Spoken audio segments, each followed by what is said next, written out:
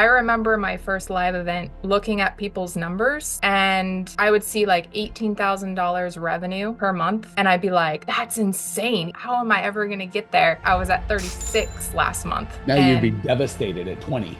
yeah, exactly. Question one, can you briefly describe your business and what you do? Well, I am a residential cleaning business. In the past, we've had commercial clients and we've narrowed it down to just one small office and churches, which we can do during the day. And so they're very easy. But other than that, we're not doing commercial. So we're just focusing on residential and mainly recurring as well. I like that. Can you share where you were before and after working with us in terms of revenue growth, time spent, all the things? When I started, I believe I was between 13 and 15,000 revenue per month. I'm currently, I think the highest in October was 36 something. I think last month was a little bit lower, but my profit was higher. And as for profit, I don't even know where I was. I think about 1 month into the program, I finally got my numbers figured out. And there was 1 month that I was a negative like $600 profit.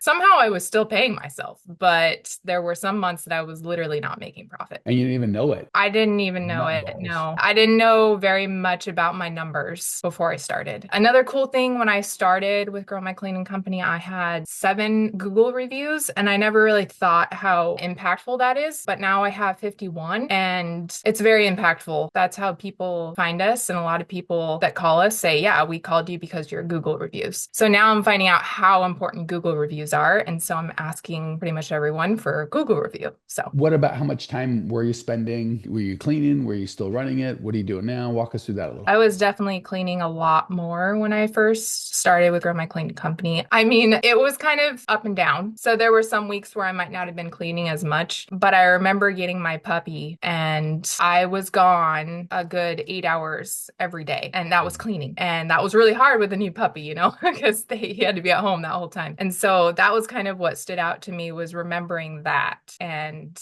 yeah, so I was in the field a lot. My body hurt a lot because I was cleaning so much. And currently I clean 1 hour per week. And that is a choice that I've made for a 99-year-old lady that I just adore being there. But other than that, sometimes I'll go out in the field to do a quality check. And that's more out of me wanting to be in the field than anything. So there's not a necessity anymore for me to be in the field. What about working on the business? How much time were you spending before? How much time are you spending now? Well, again, it goes up and down for sure, but I think it might be very similar. But I'm growing so much faster now. My business is 11 years old Okay. and I have doubled since starting with Grow My Cleaning Company. So in less Because than two 12 to years, 36 is triple, but 15 to 30 is double. So it's like, we're somewhere in there. So when did you start with us? February of 2023. So start 2024. The cleaning time went to zero. Admin time similar. Were you growing Yes. stuck or going backwards when we met? And you can share as much or as little as you want about profitability, but whatever you're comfortable sharing or feel would be helpful to the audience. How does that look different before versus now? Well, currently it's December right now, and my November numbers was $10,000 profit. Oh, that's right. I remember we talked and I'm like, oh my gosh, you found here for 10,000 a month. Let's do it. And you're like, well, I don't know. Might not happen in December. I'm like,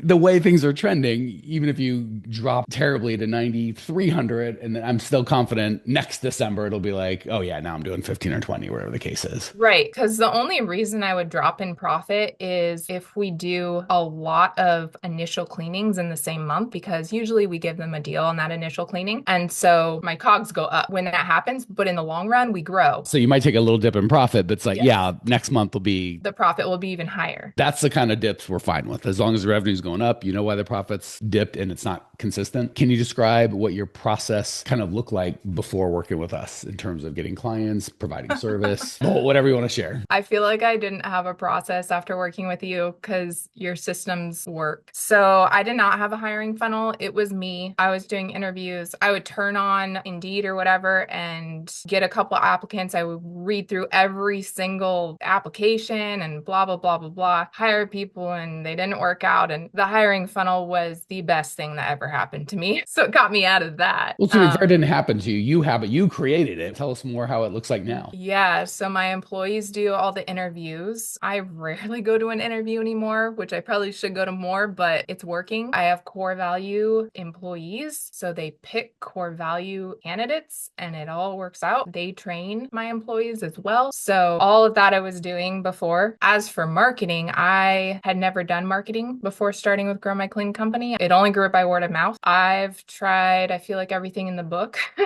And I finally have something that's working currently very well. In fact, I think it was one day this week, I got 6 or 7 leads in one day, and it's pretty consistent. Some days are like 2 or 3, maybe one day is only one. I still haven't figured out how many leads per week. I need to figure that out, but it's been very consistent. So we've been able to grow, and also we've been able to pick the customers we want. So if I go to walk through and I'm like, nope, I don't want to do this house, then I can choose that.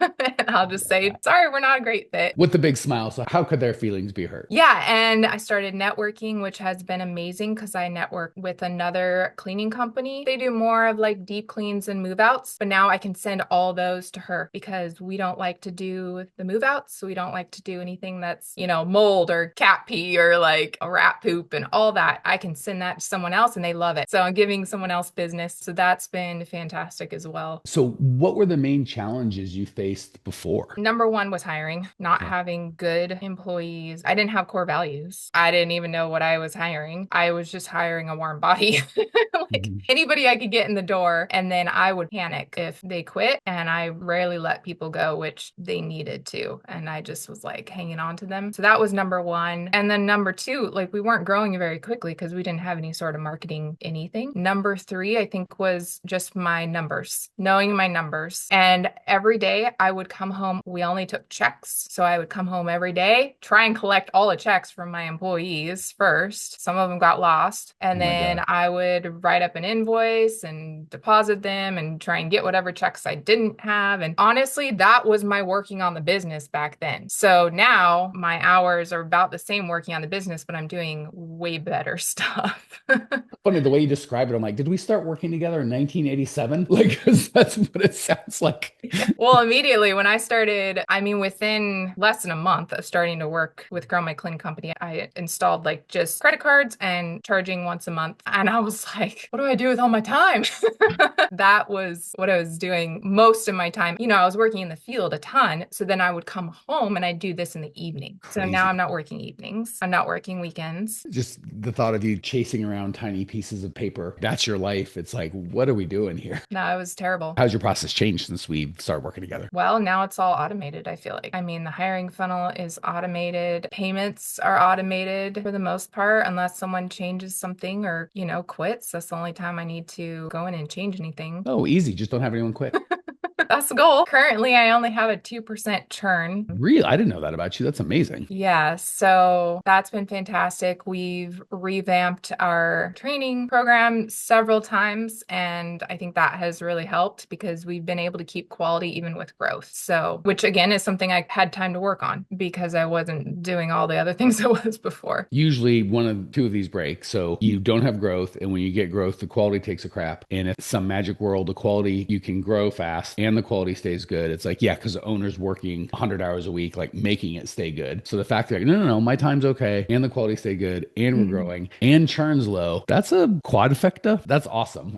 You're doing great. Another thing that I was doing before was like if we had a new cleaning, I was always there. I would bring the step ladder, all the equipment that people don't carry with them on a regular basis. And now my scheduler knows when they schedule a new cleaning, they just put on the calendar for a person to go pick that stuff up and drop it off at the end of the day. So it's all again automated. And we're still like ironing out tiny, tiny little things that I'm doing that I don't have to do and that can be automated. But that was just another thing that took me a lot of time. Driving all over the place takes hours. So I'm not taking my cleaners' stuff. We have an office that they go pick everything up that they need. We do weekly team meetings, whereas before we were doing maybe monthly. We did team events before, but now we're being very good at doing a monthly. And that really keeps the team culture so that everyone's working on the same page and has fun working together. So This is awesome. Well, let's go to the other side. Can you describe like the time commitment required from you on your end as we've been working together? Like what responsibilities did you have? What did you feel like we took care of or helped you with? it really depends on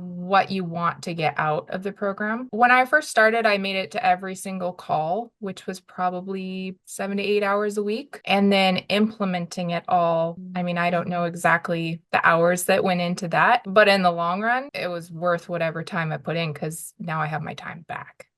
Here's a good question. Whatever you're running around with checks and dropping everything off and that, do you feel like you added what we were asking you to do on top of that, or was it replacing some of that, or was it some of both? Like at first I worked harder, but then it came down, or was it like, no, it never went up? Like, how did that feel? I think there were periods where I did feel like I worked harder. Like Longer things and like, harder? yes, little things like switching over to QuickBooks. Like that took a long time and I stayed up late nights getting it all done, but it was really important to What were get it you on all done. before? Wave. Okay, so getting kind of proper accounting took a minute. I think setting up the hiring funnel took a minute as well and getting people trained. I don't know that that took a whole lot more time, really, because I was already doing interviews. So it definitely takes effort. There are ups and downs of the time that you spend doing things. I would say if you keep your eyes on the goal, then it really doesn't feel like a lot. It's just like you're in a tunnel and you see the light at the end of the tunnel. Like you just keep going. Like I had ups and downs even just in the year and a half working with you guys. My back went out for like a good month. I could barely even move. And I didn't work hardly at all that time, like not even on the business. I read a bunch of books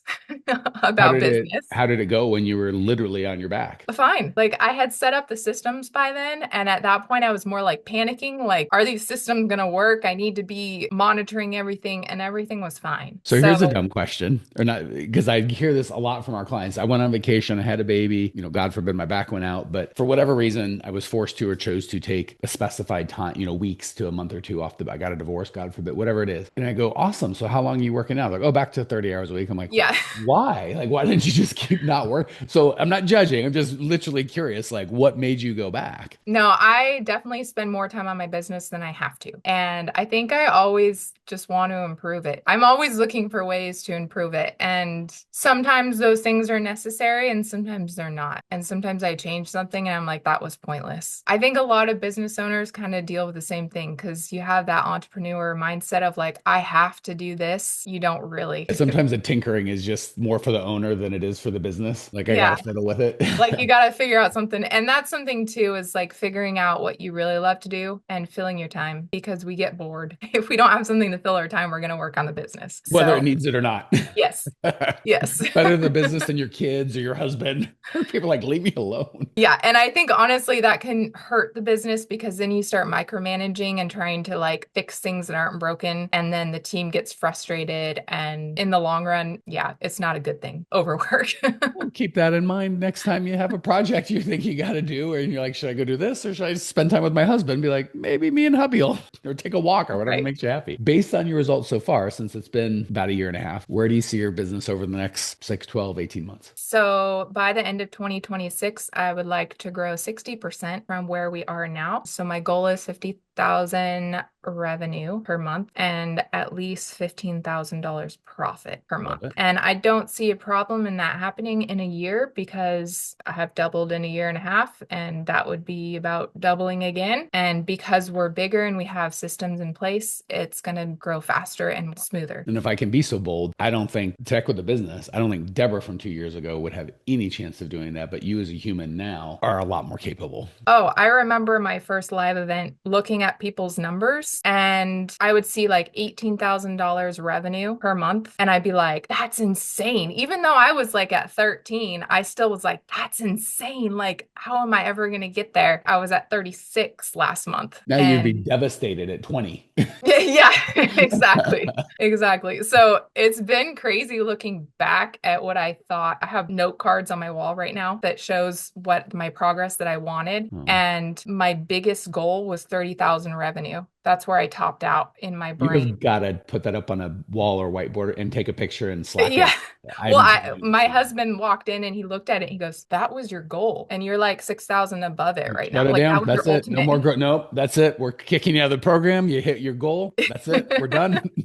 And here, let me really blow your mind, girl. If we see in February in Florida, there's going to be big-eyed young ladies coming in looking at your business going, "Oh my gosh, I could never be her." I think the biggest advice is just to keep going because you'll hit these points where you just feel burnt out. And at that point, like take a step back because your business isn't going to fall apart for one. So just take a step back, breathe. And then, like Suzanne says, what's the one thing? And then make it easy for yourself. That was my biggest thing is I got burnt out several times and Suzanne kept trying to draw me back. Like, this is easy. Like, make it easy. I love that. So it's not just about because you've done a great job with goals, but now I love that you're in a space of like, how can I enjoy the experience and make that what I want to be? Because the money's happening and that's great. It's not important, but you liking your day-to-day life is pretty important too. Well, yeah, because there's no point in working unless you enjoy your life. And so, what's the point of me making another goal to get to a higher goal if I'm not going to enjoy the process? There's not really any point. We don't need the money. So, it's not about that. It's more just because I'm competitive. But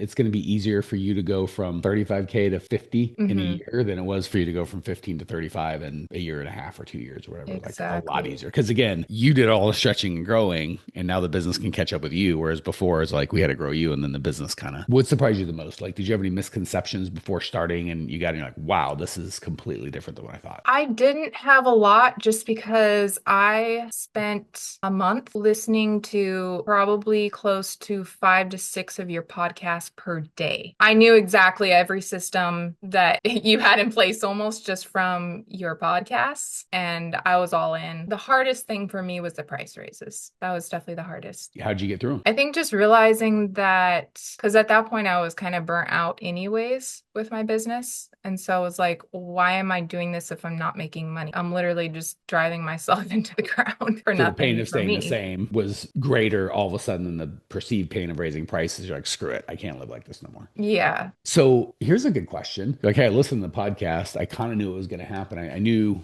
all the stuff. Again, no offense, because obviously I'm a fan of us and our coaching. Why couldn't you just do it on your own? You know, if you knew everything, what changed? If you're like, why didn't you just do it on your own, save yourself a couple bucks? Yeah, well, like I said, I'm in the second year working with you guys, which again, that like I could have just done a year. For me, 100% it's the support. Like I could have done most of it on my own, but I needed somebody to kind of walk me through it and then always have somebody to go to when I do have a question or having somebody who walks me through my ups and downs and works on my mindset of the business. And I mean, it's just like there's so many different levels of coaching within this program that you can't really find that anywhere else. So that was the biggest part for me. I think I know the answer, but I've been wrong. Were you surprised by the results you got? In the long run, yes. I didn't think my business could grow as big as it is now. How come? So What made you not think that? I think I had just a mindset block because I didn't have systems in place. I knew I was doing as much as I could then, and I was like, I can't do any more. And even though I knew you could make systems, I think I was still in that mindset block. Like I had to get out of that mindset block of like, it can grow bigger. So I this isn't a typical question, but I have to ask it. If I could take this video and play it for 13K a month, Deborah, hearing you go casually, yeah, we did 35. I think 50 is probably a reasonable thing and not being crazy about it. What would 2 years ago Deborah say to this Deborah? I'd be mind blown. I mean, there's one gal in the program, she was about that. I think she was at like 40 when I started. Like every time she talked, I was like, give me more, give me more. Like, what are you doing? Yeah, I just didn't think that was a reality for my business. And But you're less than 6 months probably from being the 40K gal. it's fun to look at it now, and it's helped me to realize there is no limit to this business. Literally, there is no limit to this business. You just keep creating systems and keep hiring people to help where needed and delegate, which is super cool to realize now because I did not realize that starting. If someone's on the fence about working with us, what would you tell them? I would say if you're really wanting to start a business and I guess make profit from it, like make it part of your life, at least for a while until maybe you want to sell it someday, I would say go for it. There's no reason not to. I wish I would have started with something like this 10 years ago because I would be at a multi-million-dollar company right now. So if you don't don't start with a coach, then you're literally wasting your time in your life where you could be not in a money sense, but just time. Once your business runs on its own, you have time to go do whatever you want to do or start another business or, like whatever you really want to do, figure that out You can and do make that fancy your things like goal. wreck your back and lay on it for a month. Yeah. You can live the glamorous life of Deborah.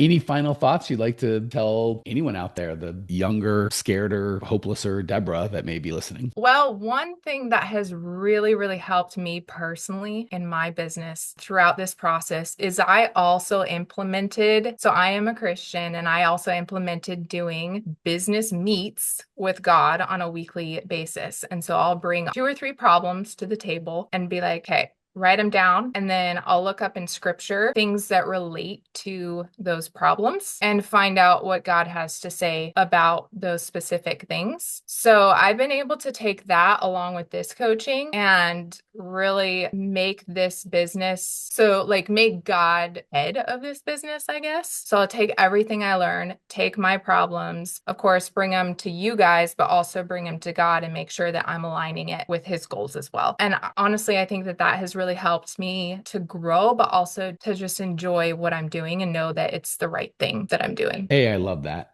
B, I think a lot of business owners struggle with lack of purpose. Like, once you Yeah. start making money and you're like, hey, my bills are paid and more than, now what? And it's not so struggling. So I love that you built that in. I mean, A, it's just smart, but B, yeah, it kind of saves you that threat of just like, what am I, the lack of Yeah, money. if you don't have a purpose in your business, you're not going to enjoy it or you're not going to feel right about it. You're always going to have a problem. Once you're just trying to make money and feed yourself, it's like, hey, I'm just worried about getting a car fixed or paying rent. But once you're Hmm. beyond that, you start having to make decisions that you need a bigger context. So I love Hmm. that. I might steal that from you. I think it's great.